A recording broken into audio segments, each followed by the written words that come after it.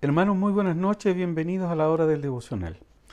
La última vez que estuvimos juntos, yo les mencionaba del capítulo número 3 de la carta a los Filipenses por parte del apóstol Pablo, sobre los buenos ejemplos que había que seguir, y entre esos él se presentaba como un ejemplo a seguir, puesto que él seguía a Cristo, y de otros hermanos, porque él no se consideraba el único en este sentido, sino que otros hermanos que también eran dignos de ser imitados por muchos otros hermanos cristianos.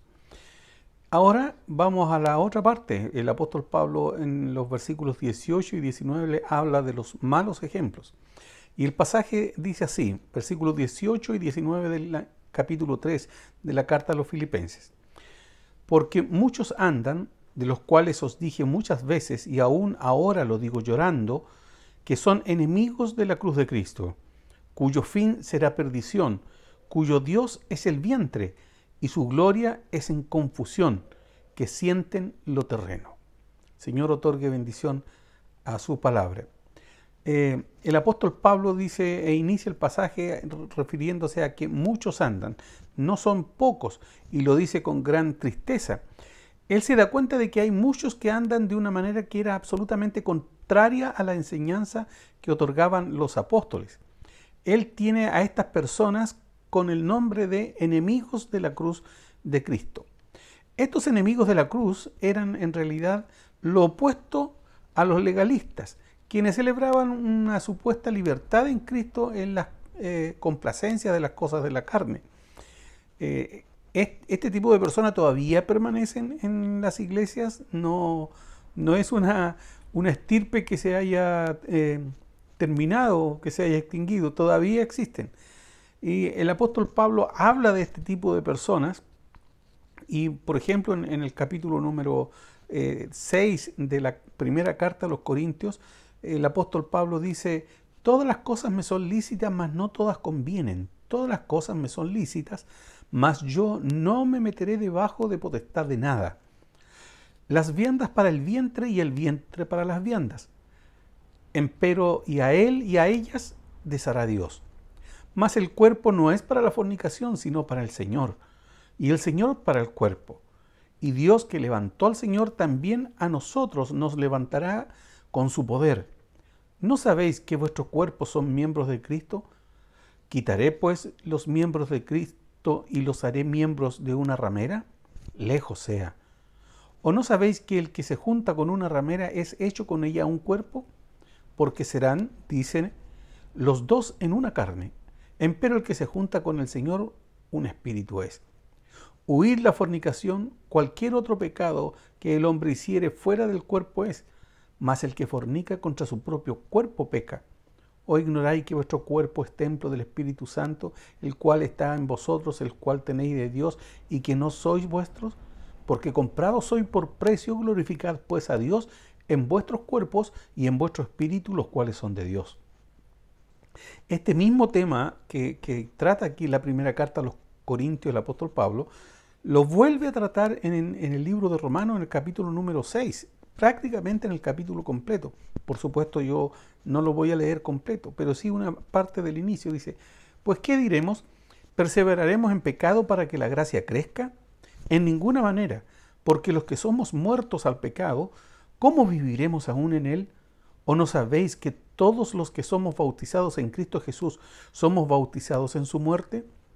Porque somos sepultados juntamente con él en muerte por el bautismo, para que como Cristo resucitó de los muertos por la gloria del Padre, así también nosotros andemos en novedad de vida. Porque si fuimos plantados juntamente con él a la semejanza de su muerte, así también lo seremos a la de su resurrección. Sabiendo esto, que nuestro viejo hombre juntamente fue crucificado con él, para que el cuerpo del pecado sea deshecho, a fin de que no sirvamos más al pecado. Habían personas, y estas las declara el apóstol Pablo y está dentro del grupo de los que él considera enemigos de la cruz de Cristo.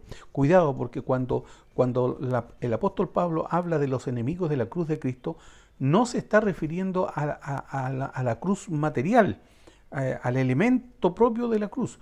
No, él se está refiriendo a algo que va mucho más allá. que significa ser enemigo de la resurrección, que significa ser enemigo de la crucifixión, enemigo de todo lo que el Señor Jesucristo plantea como elemento necesario para alcanzar la salvación. Eso es ser un enemigo de la cruz de Cristo y no del elemento en sí de la cruz. Y nos encontramos entonces con estos pasajes, tanto de aquí del libro de Filipenses como el que ya acabamos de leer en Corintios y también en Romanos, que había gente que pensaban que la salvación venía y no importaba si había o no arrepentimiento y conversión. Y que pensaban que mientras el alma fuera salva, no importaba lo que hiciera el cuerpo. Por lo tanto, vivían una vida licenciosa, una vida absolutamente desordenados. Cuando decimos que los hombres son enemigos de la cruz de Cristo, estamos diciendo que son enemigos de también una vida de testimonio, una vida de un testimonio poderoso, una vida de una conducta que se entrega y se doblega a la voluntad de Cristo. Estas personas eran verdaderamente enemigos de Cristo. ¿Por qué? Porque no andaban para seguir a Jesús, ni tampoco para llevar sobre sí la cruz de Cristo. No había en ellos ningún deseo de abnegación por manifestar una vida ordenada. Y esta situación al apóstol Pablo le produce mucha pena. Él dice, y aún ahora lo digo llorando. Había mucha tristeza en el apóstol Pablo por estas cosas que ocurrían. Dicho sea de paso que no son muchos los pasajes en donde nos podamos encontrar que el apóstol Pablo llora.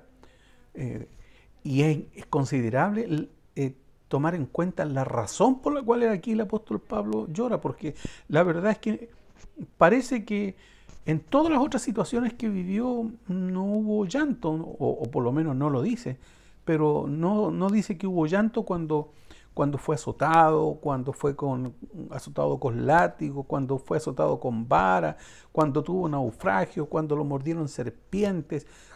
En ninguna de todas esas situaciones difíciles que vivió el apóstol Pablo se nos menciona que llora, pero aquí llora por aquellos que son enemigos de Cristo y que persiguen a la iglesia y que hacen que la iglesia busque vivir una vida desordenada y sin santidad. Spurgeon, cuando habla sobre este pasaje, él presenta a lo menos 3 razones por las cuales el apóstol Pablo llora. Él considera que el apóstol Pablo llora por la culpa de estos enemigos de la cruz. Él considera también de que el apóstol Pablo llora por los efectos perjudiciales que trae consigo las malas conductas que ellos proponían. Y por supuesto que llora por ellos por su perdición, porque sabe que al ser enemigos de Cristo están perdidos. No nos encontramos con al apóstol Pablo llorando en prisión. Muy por el contrario, en prisión lo encontramos cantando. Pero por esto llora. Por esta situación, él llora. Y llora porque no hay peor cosa para la iglesia que se adentren personas a vivir una vida solapada, pero que en realidad no tienen nada de convertidos y no hay ni un solo deseo interior de transformar sus vidas o permitir que Dios lo haga, sino que viven vidas licenciosas, gozando de las cosas para darle satisfacción al cuerpo, a la carne, y a darle rienda suelta a todas esas pasiones. ¿Por qué? Porque dicen, no, yo soy salvo y mi alma es salva, por lo tanto, ¿qué importa lo que pueda hacer el cuerpo?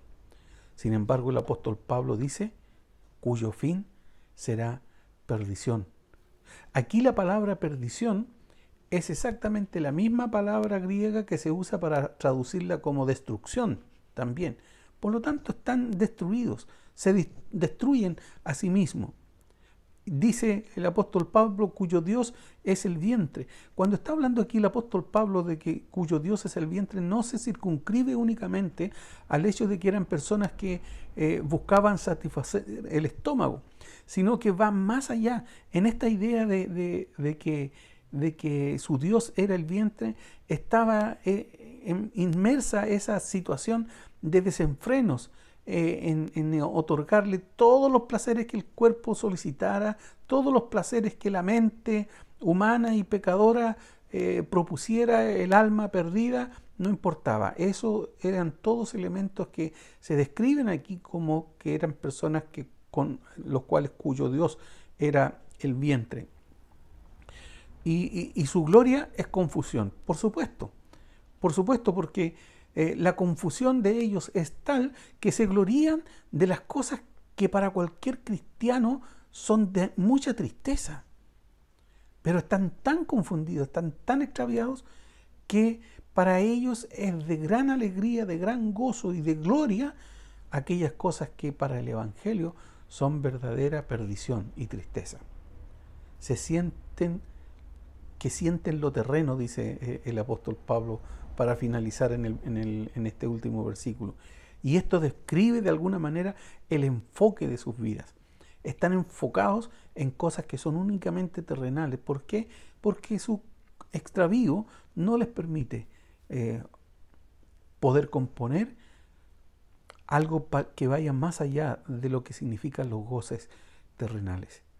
No es para complacer y adorar a Dios, sino el llevarse bien con este mundo. Les prefieren llevarse bien con este mundo, aunque esto signifique llevarse mal con Dios. ¿Por qué? Porque llevarse bien con el mundo satisface sus placeres, satisface su carne, satisface el espíritu extraviado y perdido. Su actitud era la misma, exactamente la misma, del rico necio que la palabra del Señor nos menciona en el libro de Lucas, en el capítulo número 12. Por lo tanto, no hay peor cosa para la iglesia y para el bienestar de la iglesia que se aparezcan en ella estos personajes que son malos ejemplos y que son enemigos de la cruz y que quieren vivir una vida cercana al Evangelio, pero no cambiar absolutamente nada de sus vidas perdidas. Procuran salvar el alma, pero le dan rienda suelta al cuerpo, y eso es una inconsecuencia que la palabra del Señor no lo permite. ¿Qué son ellos? Enemigos de la cruz de Cristo. Que el Señor les bendiga.